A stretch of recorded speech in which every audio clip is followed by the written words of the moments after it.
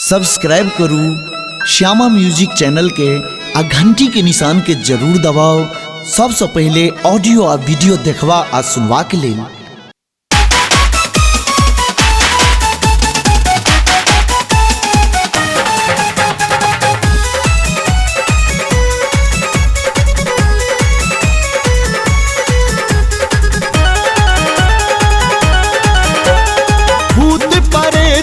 सजल बराती कियो चढ़ल घोड़ा त कियो चढ़ल हाथी।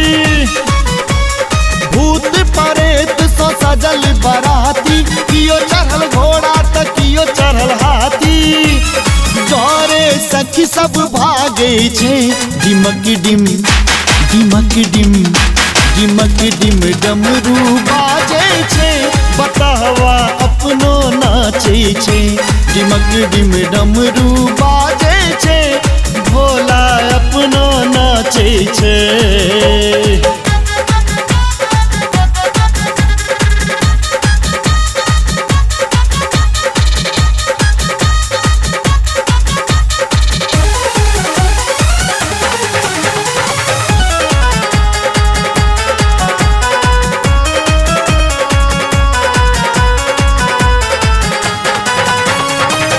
देह में भसम सौसे लागल छे धारी। गर्दन के सांप देखू छोरे फुफकारी। देह में भसम सौसे लागल छे धारी। गर्दन के सांप देखू छोरे फुफकारी। के रूप सब भागे सजियाती रही रही मैना अपन पीटे छाती। देख के रूप सब भागे सजियाती रही रही मैना अपन पीटे छाती। कियो ने परिछाबे छे डिमक डिम डिमक डिम डिमक डिम डमरू बाजे छे बतावा अपनो नाचे छे। डिमक डिम डमरू बाजे छे बोरहवा अपनो नाचे छे।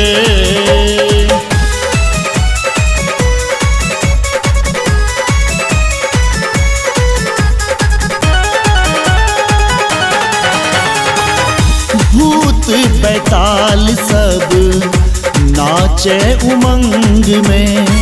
भांग पीने दुल्हा अजबे छे रंग में। ओ भूत बैताल सब नाचे उमंग में। भांग पीने दुल्हा अजबे छे रंग में। देह पर ओढ़ने छे खाली बाघंबर कोना के हेते गौरी के स्वयंवर। देह पर ओढ़ने छे खाली बाघंबर कोना के हेते गौरी के स्वयंवर।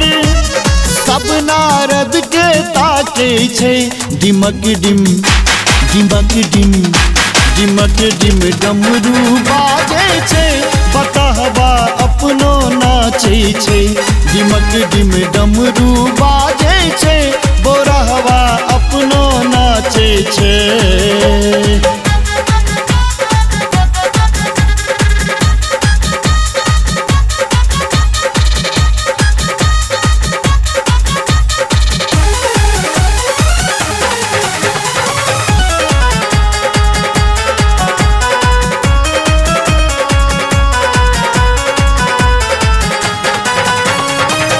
सुनू ये मैना आहा दियोन जो निगारी। छठ देवक देव महा देव त्रिपुरारी। ओ सुनू ये मैना आहा दियोन जो निगारी। छठ देवक देव महा देव त्रिपुरारी। बसहा सो दुल्हा के जल्दी उतारू अंगना में जाके सब विधि कराबू। बसहा सो दुल्हा के जल्दी उतारू अंगना में जाके सब विधि कराबू। छै डिमक डिम डिमक डिम डिमक डिम डमरू बाजै छै बताहबा अपनो नाचै छै डिमक डिम डमरू